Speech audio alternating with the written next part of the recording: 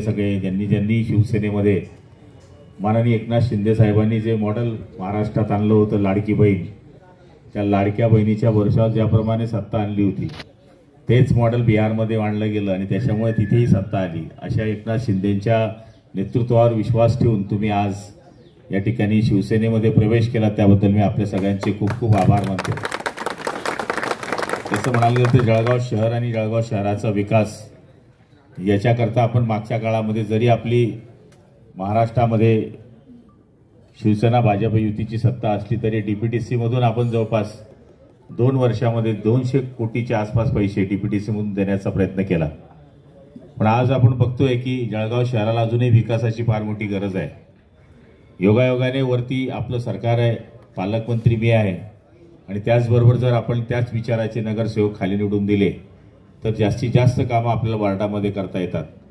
काल परवाकडे आदरणीय बापसे अण्णा आणि त्यांच्या सगळ्या मंडळींनी सुद्धा या ठिकाणी प्रवेश केलेला आहे। कामेश आणि ही मंडळी माझ्याकडे ज्यावेळेस आली, कामी सपकाळे वगैरे मंडळी, त्यांनी सगळ्यांनी सांगितलं होतं की प्रगट केलं होतं की आम्ही सुद्धा शिवसेनेमध्ये बाकी मंडळी प्रवेश करत आहोत। आणि मला तरी असं वाटतंय की शिवसेना या पक्षामध्ये येत असताना शिवसेनेचे जे नेतृत्व करताय आदरणीय एकनाथरावजी शिंदे, ज्यांनी 2.5 वर्षामध्ये मुख्यमंत्री कसा असतो, म्हणजे मी नायक पिक्चर पाहिला होता, नायक पिक्चरमध्ये ज्याप्रमाणे अनिल कपूरने कामं केली, ते 1 दिवसाचं जरी चित्रीकरण असलं तरी त्याची व्यापक भूमिका त्याच्यामध्ये होती। शेवटी तो पिक्चरच होता, पण तरी सुद्धा 18 तास काम करणारा मुख्यमंत्री म्हणून आदरणीय एकनाथ शिंदेंनी या राज्यामध्ये दाखवून दिलं की मुख्यमंत्री काय असतो। जळगाव जिल्ह्यामध्ये 2.5 वर्षामध्ये 17 वेळेस येणारा एकमेव मुख्यमंत्री आहे, त्याचं नाव एकनाथ शिंदे आहे। हे 2.5 वर्षामध्ये जळगाव जिल्ह्यात 17 वेळेस आले, म्हणजे त्यांचे दौरे आल्यावर आम्ही म्हणायचे मुख्यमंत्री आहे की मंत्री आहे। सांगायचा अर्थ असा आहे की इतकं कामाचं लगन त्या माणसाचं आहे आणि त्यांच्या नेतृत्वावर विश्वास ठेवून आज विष्णुभाऊंनी सांगितल्याप्रमाणे या ठिकाणी आपण प्रवेश करत आहात, त्याबद्दल मी आपल्या सगळ्यांचे खूप खूप अभिनंदन करतो। आता खरं म्हणायला गेलं तर पहिले निवडणुका आता नगरपालिकेच्या आहेत, नगरपालिकेनंतर आपल्या निवडणुका जिल्हा परिषद पंचायत समितीच्या आहे आणि त्याच्यानंतर महानगरपालिकेच्या निवडणुका आहे। पण तरीसुद्धा 31 जानेवारीच्या आत सगळे निकाल लावून घ्यायचे आहे, म्हणून ह्या तुमची परीक्षा आता जवळ येते आहे। त्यामुळे कोणत्या कोणत्या वार्डामध्ये कोण कोण उमेदवार उभे राहणार याची लगबग प्रत्येक पक्ष करतोय। काही लोक आपल्याला गणतीतच पकडत नाही आहे, पण मागच्या वेळेस आपण पाहिलं असेल की वन साईड सत्ता मिळाली, 57 सीटा आपल्या मित्र पक्षाचे निवडून आले, आपले 14-15 आपले नगरसेवक निवडून आले होते। पण तरीसुद्धा आपण 15 नगरसेवकांच्या भरोश्यावर आपल्या परीने जी कामं करता आली ती करण्याचा प्रयत्न केला। आता सुद्धा आम्ही त्यांना सांगितलं की ते सन्मानाने महायुती होत असेल तर आमची कुठेच आडकाठी नाही, पण सन्मानाने होत नसेल तर आमची जेवढी ताकद आहे त्या ताकदीच्या भरोश्यावर आम्ही लढायला तयार आहोत। आणि मला तरी असं वाटतं की जिथे सन्मान आहे तिथे प्रत्येक गोष्टीला मान्यता द्यायची असते आणि जिथे सन्मान नाही, शिवसेना ही जन्माला आल्यापासूनच कधी निवडणुका लढण्याकरता आली नाही, ती समाजसेवेकरता जन्माला आली।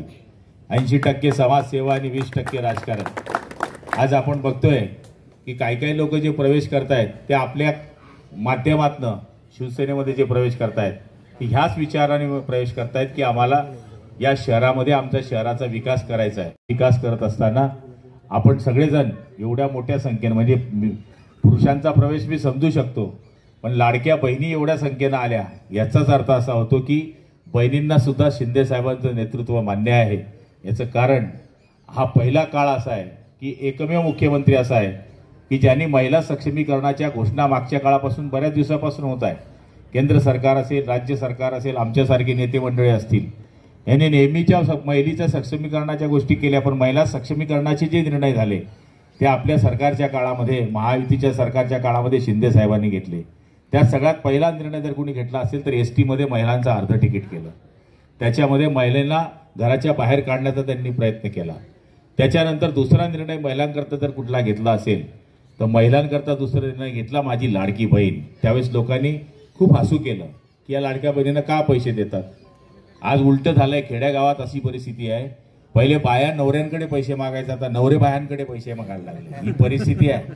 कारण की या 1500 रुपयाचं महत्व जे सोन्याच्या चमच्या घेऊन जन्माला आले आहे त्यांना नाही आहे, पण झोपडीतल्या राहणाऱ्या माणसाला ते 1500 रुपयाचं निश्चितपणाने महत्व आहे।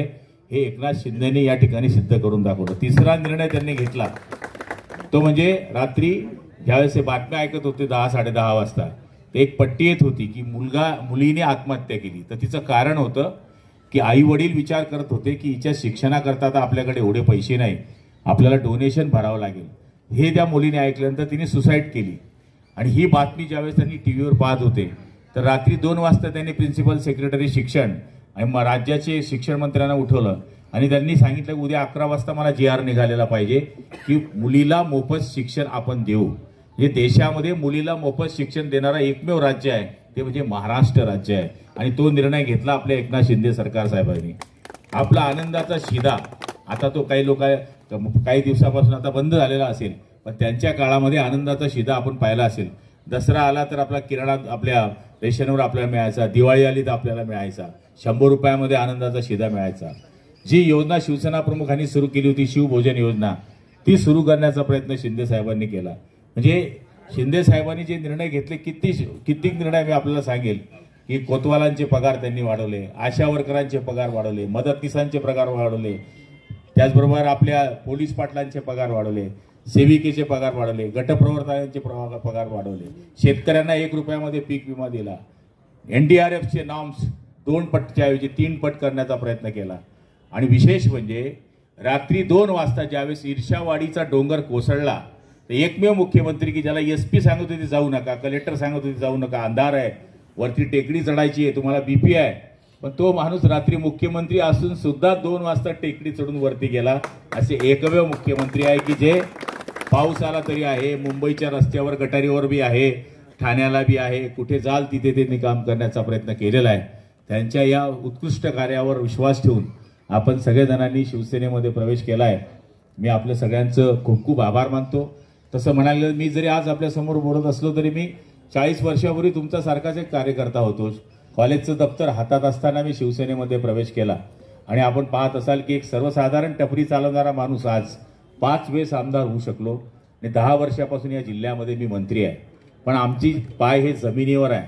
असं कधी तुम्हाला ऐकायला मिळणार नाही की गुलाबराव पाटलांचा कुठल्या व्यापाऱ्याला त्रास झाला, गुलाबराव पाटलांनी कुणा नागरिकाला त्रास दिला, याला जेलमध्ये टाका आणि याला जेलमधून बाहेर काढा, असा धंदा मी आयुष्यात केला नाही. विकास एक विकास, विकास दोन्ही विकास, आणि सर्वसाधारण लोकांकरता जे काम होईल ते करण्याचा प्रयत्न आम्ही केला. कधी प्रेशराईज राजकारण आम्ही आयुष्यामध्ये केलं नाही.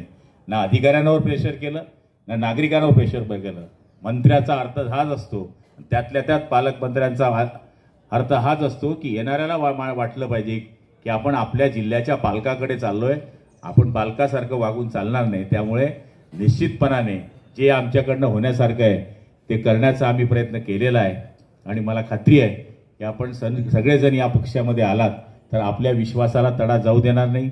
ही मंडळी पूर्वीपासूनच शिवसेनेची होती, पण 2 शिवसेना झाल्यामुळे आधे उधर जाओ आधे इधर जाओ बाकी मेरे साथ आओ असं चित्र महाराष्ट्रामध्ये झालं होतं.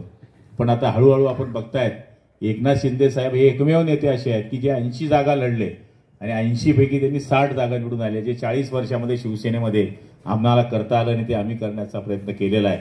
आम्ही ज्यावेळेस गुवाहाटीला गेलो तर आमच्यावर किती टीका झाली तुम्ही पाहिलं असेल. अजूनही ते कानातले आवाज आमचे बंद नाही, 50 खोके सबकू चौके, हे सगळं आम्ही त्यावेळेस ऐकलं. गद्दार या गोष्टी ऐकल्या, पण आमच्या खांद्यावरचा हा जो फटका आहे हा कधीच उतरलेला नाही. वयाच्या 16व्या वर्षापासून आम्ही शिवसेनेचं काम करतोय आणि जवळपास वंदनीय शिवसेना प्रमुखांच्या सानिध्यामध्ये राहण्याचा 20 वर्ष अनुभव आम्हाला आहे. त्यामुळे बाळासाहेबांच्या शिकवणीत आणि तालमीत वाढलेले आम्ही कार्यकर्ते आहोत. आमचा एकच नेता आहे वंदनीय शिवसेना प्रमुख बाळासाहेब ठाकरे. आमचा एकच झेंडा आहे तो म्हणजे भगवा झेंडा, आणि आमचा एकच विचार आहे देशप्रेम. त्याच्याशिवाय आमचा दुसरा विचार होऊच शकत नाही. आणि त्या विचाराला तुम्ही सहमती देऊन पक्षामध्ये प्रवेश केला त्याबद्दल मी आपल्या सगळ्यांचे खूप खूप अभिनंदन करतो.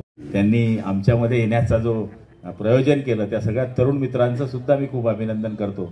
आता फक्त इथल्या प्रवेशापुरतं मर्यादित न राहता वार्डामध्ये आपली काय अडचण आहे, लोकांच्या छोट्या छोट्या समस्या असतात मित्रांनो. अजूनही मी रेशन कार्डची समस्या सोडतो, आपला विश्वास बसणार नाही. मंत्री आहे, उद्याच्या दिवशी कोणी बाई आली की दादा मला रेशन कार्ड नाही, मी असं म्हणत नाही हे माझं काम नाही, मी मंत्री आहे माझ्याकडे का आली. माझ्या मते तिच्याकरता ती छोटी, माझ्याकरता ती छोटी समस्या आहे, पण तिच्याकरता ती आयुष्याकरताची मोठी समस्या आहे. म्हणून समस्या किती छोटी आहे याला महत्त्व देता त्या माणसाला त्याची किती गरज आहे याला महत्त्व देणारे आपण कार्यकर्ते आहोत. त्यामुळे उद्यापासून आपल्या वार्डामध्ये छोट्या मोठ्या समस्या आहेत, उद्याच्या दिवशी काय आपले कामं करायचे आहेत, तर आम्ही आपल्या संपर्कामध्ये आहोतच. पालकमंत्री म्हणून काही आपल्याला मदत पडली तर माझा नंबर आहे आपल्याकडे सेव्ह आहे. आणि मला मी काही PA कडे फोन ठेवत नाही. 24 तास रात्री 2 वाजताही फोन आला, सिंगल बेल म्हणे उचलला तर गुलाबराव पाटील नाव नाही. म्हणजे सांगायचा अर्थ असा आहे की 24 तास 7 डेज ही जे आपण बोर्ड वाचतो एखाद्या वेलनेस केअर सेंटरवर वाचतो आपण की 24 तास हे दुकान चालू आहे, तसं आमचंही दुकान 24 तास चालतं. कारण की आमचे एकनाथ शिंदे 4 वाजता झोपतात आणि आम्ही त्यांचे चेले आहोत. आम्ही विचार करतो की हा माणूस झोपतो केव्हा, तर ते 4 वाजता झोपतात. आम्ही जर मंत्र्यांनी वेळ मागितली की साहेब आम्ही तुम्हाला कधी भेटायला यायचं, रात्री या मग 2 वाजता, असं असतं त्यांचं काम. आम्ही 2 वाजेपर्यंत जागा राहावं लागते. तर त्या नेत्याचे आपण चेले आहोत. आपल्याला सुद्धा मी हेच सांगेल की आपण सुद्धा सेवेकरी बना.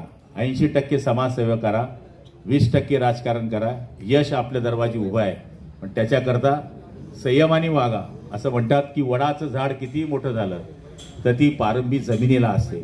आपण वाकून चाललात तर वस्तू उचलता येते, आणि ताट राहिलात तर ताटच राहून जातो. त्यामुळे नम्रपणे आणि शांतपणे आपलं काम करण्याचा वार्डामध्ये आपण प्रयत्न करावा.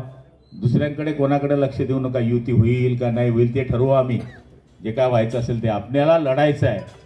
ज्याप्रमाणे प्रभू रामचंद्रांनी आपल्या सेतू बनवण्याकरता वानरांची सैन्याबरोबर घेतली होती, त्यावेळेस रावणचं सैन्य सुद्धा हसत होतं की काय करतील हे वानर लोक.